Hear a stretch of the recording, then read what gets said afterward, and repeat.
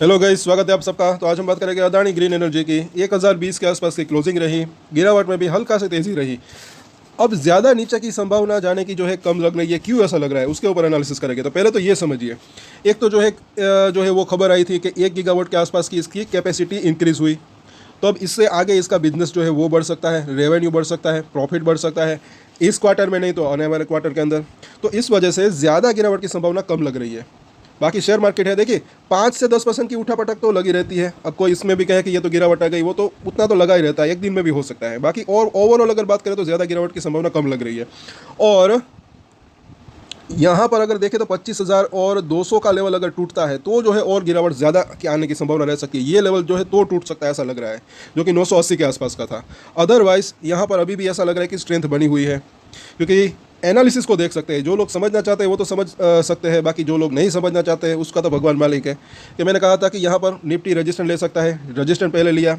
अगर ये level cross होता है तो फिर 25,600 का जोन वहाँ पर रजिस्टेंस ले सकता है। चार्ट को देख सकते हैं, निफ्टी को बिल्कुल यहीं पर रजिस्टेंस फेस किया, नीचे आया, तो अब ये लेवल सपोर्ट का काम कर सकता है। अब ऐसा लग रहा है कि जब तक ये इसके ऊपर बरकरार है तब तक बाजार के अंदर स्ट्रेंथ बनी रह सकती है और इसके अंदर भी स्ट्रेंथ बनी रह सकती है।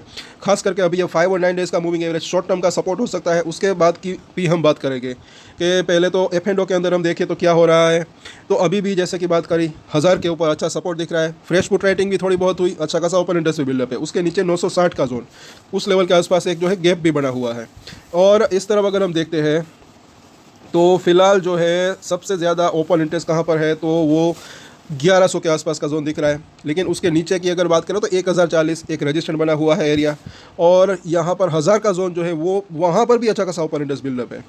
तो इन ट्रेडर्स को ये लग रहा होगा कि शायद जो है भले ही थोड़ी टाइम के लिए ही सही, लेकिन थोड़े दिन के लिए सही नीचे जाने की संभावना हो सकती है, तब वो प्रॉफिट बुक कर सकते हैं, हो सकता है ये। लेकिन अगर बाजार का साथ रहता है तो वापस ऊपर भी आ सकता है।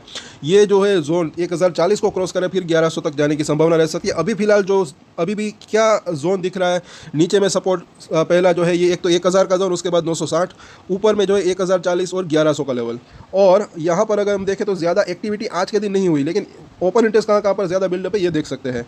और यहाँ पर भी अगर हम देखते हैं तो इसकी जो मिडिल लाइन है 1000 के आसपास है, तो वो एक सपोर्ट एरिया हो सकता है। वो लेवल अगर टूटता है, वो कब टूट सकता है, अगर 25,200 को तोड़ता है तो ये लेवल फिर जो है इसने यहाँ पर एक गैप छोड़ा था, ये गैप फिल करने आने की संभावना रह सकती है।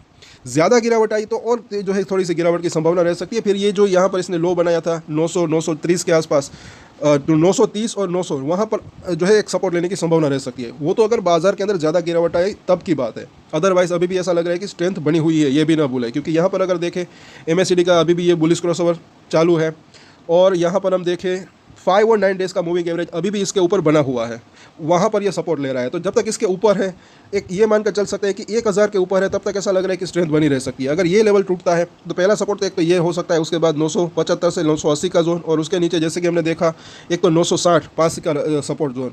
बस ये लेवल अगर टूटता है तो फिर वापस से 930 से लेकर 900 तक जाने की संभावना रह सकती है। ये तो दूर के सपोर्ट और ये नज़दीकी सपोर्ट दिख रहे हैं।